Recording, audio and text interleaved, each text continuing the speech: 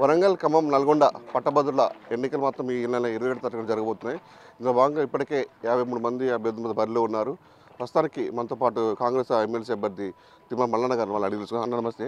ప్రచారం ఎలా సాగుతుంది? సార్ చాలా అద్భుతంగా జరుగుతోంది ప్రచారం. వాస్తవానికి కూడా ఇది భౌగోళికంగా చూస్తే చాలా పెద్ద కాన్స్టిట్యున్సీ.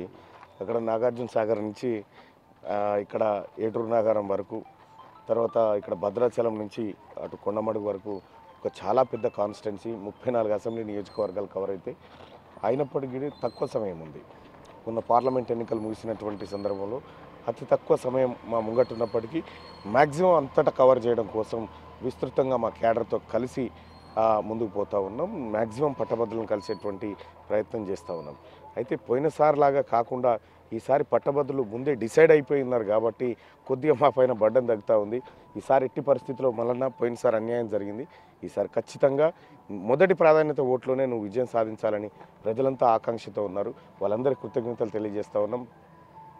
ఈ పట్టభద్రుల ఉప ఎన్నిక ఎందుకు వచ్చింది, ఎవరు సృష్టిస్తే వచ్చిరనేటువంటి పూర్తి క్లారిటీ తోటి ఇవాళ పట్టభద్రులంతా ఉండడం సంతోషదాయకం.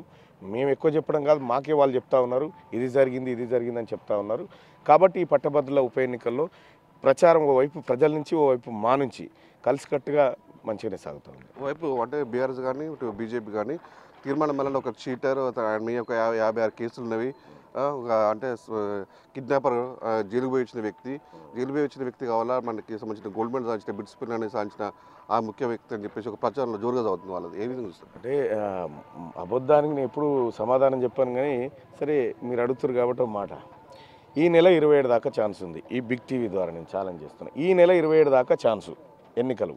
ఈ 27 వరకు ఈ రాష్ట్రంలో కానీ ఈ దేశంలో కానీ ఎవరన్నా ఒకడు తీన్మార్ మల్లన్న ఇక నువ్వు ఈ చీటింగ్ చేసినావని ఒక చిన్న ఆధారం తీసుకొస్తే నేను ఎన్నికల బరి నుంచి తప్పుకుంటా, లేకపోతే చేతికి గాజులు వేసుకొని తిరగండి.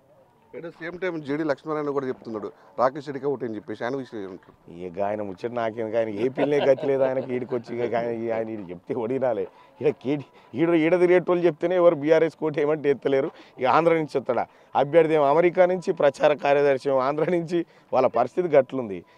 మాకు ఒకటే క్లియర్గా, నేను ఓటర్లను నమ్ముకొని పనిచేస్తూ ఉన్నా, వాళ్ళ లీడర్లను నమ్ముకొని పనిచేస్తున్నట్టు మాకు సంబంధం లేదు. నిరుద్యోగులకి యువతులకి తీర్మానం ఏం చెప్పబోతున్నారు అసలు? సో ఒకటైతే చెప్తాం, గతంలో జరిగినటువంటి ఏ మోసాన్ని జరగనివ్వం, గతంలో జరిగినటువంటి ఏ లీకేజీ జరగనివ్వం, గతంలో జరిగినటువంటి మీకు అన్యాయాలను జరగనివ్వం. ఖచ్చితంగా కాంగ్రెస్ పార్టీ ఏ హామీలనైతే ప్రజల ముందు పెట్టిందో ఆ హామీలన్నింటినీ టెన్షన్గా అమలు చేసి చూపిస్తాం.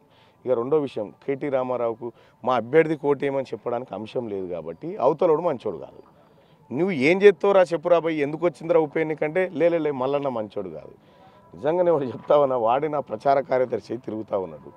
వాస్తవానికి భూ కబ్జాలు పెట్టి కిడ్నాపులు చేసి రాధాకిషన్ అంటోటి ఈ బ్రోకరిజం చేసి బ్లాక్మెయిల్ చేసి బతుకుతుంది కల్వకుంట్ల చంద్రశేఖరరావు కుటుంబం. కేసీఆర్ జీవిత చరిత్ర చింతమడక కాడికి పోతే తెలుస్తుంది. చింతమడక కాడున్నటువంటి జనము కేసీఆర్ను రాయి చెట్టుకు ఎందుకు కట్టేసిరు, ఎందుకు కొట్టిర్రు, చదువు చెప్పిన సారింట్లో ఏం దొంగతనం చేసిండు కేసీఆర్ అనేది వాళ్ళ కుటుంబానికి ఉండేటువంటి సుగుణాలన్నీ అవతల వ్యక్తులకు అంటిస్తామంటే కుదరదు. బర్రెకి సున్నం వేసి తావు కాదు. కేటీ రామారావు కూడా చెప్పదలుచుకున్నాం మేము కూడా. ఈసారి నువ్వు ఎంత నకరాలు చేసినా ఏం చేసినా పట్టభద్రులు నిన్ను ఈ ఎన్నికల్లో ఖచ్చితంగా బొందబెట్టి తీరుతారు. నువ్వు చేసేటువంటి మోసాలు ఇలా తీన్మార్ మల్లన్న 2-3 పీజీలు చేసిండు. ఇలా నేను ఎక్కడో చదివినా మా అభ్యర్థి అమెరికాలంటే నేను ఈయనే సర్కార్ బడిలో చదివినా 200-300 మంది పిల్లగాలకు నేను ఆపరేషన్లు చేయించి బతికించిన. ఇక్కడే సర్కార్ బడిలో చదివినా ఎంతోమంది పేద పిల్లలకు నేను చదివిపిస్తూ ఉన్నా. తల్లిదండ్రులు లేని పిల్లలకు పెళ్ళిళ్ళు చేసిన. ఇది తీన్మార్ మల్లన్న ట్రాక్ రికార్డు. తీన్మార్ మల్లన్న గురించి మాట్లాడే ముఖమా వాళ్ళది? మీరు మీ ముఖాలు ఒకసారి అద్దంలో చూసుకొని మీ అభ్యర్థి సంగతి ఏంది రాబోయానంటే అవతలోడు మంచోడు కాదని చెప్తారు. ఎక్కడి ప్రచారమో నాకు అర్థం కాలే. ఇప్పటికైనా కేటీ రామారావు బుద్ధి తెచ్చుకో. ఇప్పటికీ ఇంకా ప్రజలే తప్పు చేసిరనే ఫీలింగ్లు ఉన్నావు. ప్రజలేం తప్పు చేయలేదు, నేను పండబెట్టి తొక్కి కరెక్టే చేసిరు. ఈ ఎన్నికల్లో కూడా అదే పట్టభద్రుల తీర్పు అలాగే ఉండబోతుంది.